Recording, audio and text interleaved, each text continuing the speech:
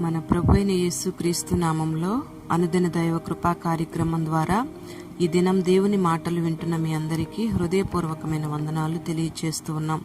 ఈ మాటలు వింటున్న మీకు ఆయన ఉన్నతమైన కృప కలుగునుగాక. ఆమేన్.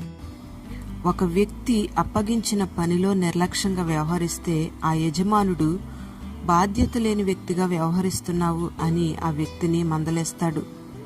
ప్రతి మనిషికి వయసు పెరిగే కొద్దీ వయసుకు తగిన బాధ్యతలు అప్పగించబడుతూనే ఉంటున్నాయి. ఒక దేశానికి సైనికునిగా పనిచేస్తున్న వారు ఆ పనిలో బాధ్యత లేకపోతే శత్రువుల చేతి నుండి దేశాన్ని కాపాడలేరు. ఏది ఏమైనా ప్రతి మనిషికి బాధ్యత అనేది చాలా ముఖ్యం. బాధ్యత కలిగి ఉంటేనే చేస్తున్న పనిలో విజయాన్ని చూడగలుగుతాం. చదువుకుంటున్న నీవు చదువుల పట్ల బాధ్యతగా వ్యవహరిస్తున్నావు. ఉద్యోగం చేస్తున్న నీవు ఉద్యోగం పట్ల బాధ్యతగా వ్యవహరిస్తూ ఉన్నావు.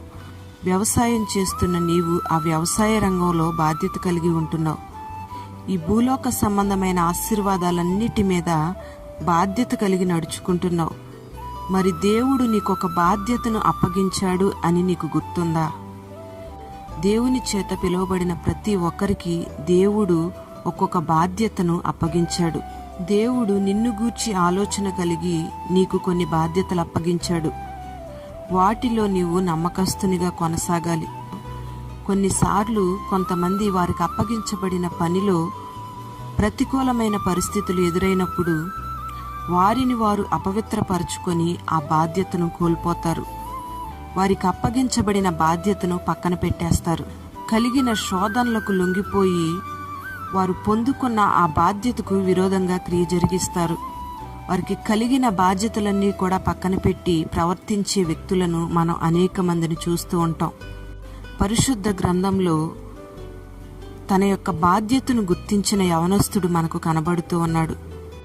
నా యజమానుడు తనకు కలిగినదంతయు నా చేతికి అప్పగించెను అని యోసేపు పోతీఫరు భార్యతో మాట్లాడుతూ ఉన్నాడు. పోతీఫరు భార్య యోసేపును పాపం చేయడానికి పదే పదే ప్రేరేపిస్తూ ఉన్నప్పుడు యోసేపు తన యజమానుడు అప్పగించిన బాధ్యతను గుర్తెరిగాడు. తన యజమానుని పట్ల విశ్వాస్యత గలవాడై ఉండగోరాడు. తన బాధ్యత, తన కర్తవ్యం ఏంటో బాగుగా తెలుసుకున్నాడు. యోసేపు అపవిత్రతలో పడకుండా తనకు అప్పగించిన బాధ్యతను గూర్చి గ్రహింపు కలిగి ఆ బాధ్యతను సంరక్షించుకోవడానికి శ్రద్ధ కలిగి ఉన్నాడు. యవనస్తుడైన యోసేపుకు కలిగిన అంతటి భయంకరమైన శోధనలో తన బాధ్యతను యోసేపు కాపాడుకోవడానికి గల కారణం ఏమిటంటే దేవుని యందు భయభక్తులు కలిగి ఉండటమే. Praise the Lord. అంతేకాకుండా నేనొకవేళ ఈ శోధనలకు లొంగిపోయినట్లయితే నా యజమానుడు అప్పగించిన బాధ్యతకు, దేవుడు నాకు అప్పగించిన బాధ్యతకు విరోధంగా క్రియ చేసిన వాడనవుతాను అనే తలంపే యోసేపుకు ఈ శోధనలో విజయాన్ని తెచ్చిపెట్టింది. Praise the Lord. ప్రియమైన దేవుని బిడ్డలారా, పరిశుద్ధ దేవునితో కూడా పరలోక రాజ్యంలో ఆయనతో కూడా పరిపాలన చేయబోతూ ఉన్నాం. మరి ఈ లోకంలో ఎటువంటి ప్రవర్తన కలిగి మనం జీవించాలో ఒకసారి ఆలోచన చేయండి.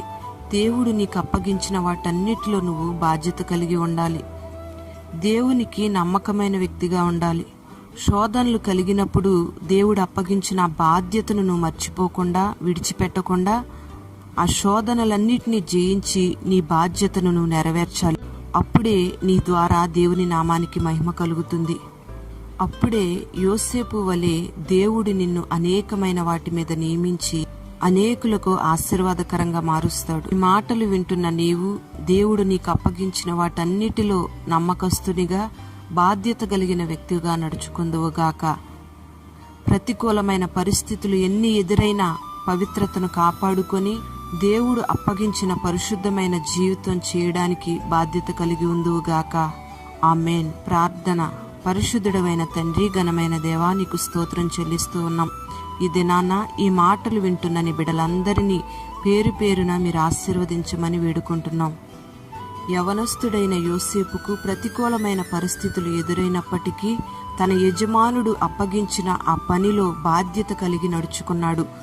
అపవిత్రతను తన జీవితంలోకి ఏమాత్రం రానివ్వకుండా పవిత్రమైన జీవితం చేశాడు.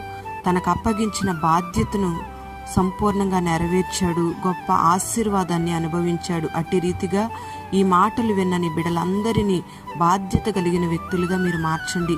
నీ బిడ్డలకు కలుగుతున్న ప్రతికూలమైన పరిస్థితులన్నిటినీ మీరు అనుకూలంగా మార్చండి. ఆ ప్రతికూలమైన పరిస్థితుల్లో కూడా మీరు అప్పగించిన బాధ్యతను నమ్మకంగా కొనసాగించే కృపను మీరు కలుగు చేయమని, పేరు పేరున నీ బిడ్డలను దీవించి విస్తారమైన కృపతో నీ బిడ్డలు మీరు నింపమని, మహిమ ఘనత ప్రభావాలు నీకు మాత్రమే ఆరోపిస్తూ యేసు పేరట వేడుచున్నాము తండ్రి.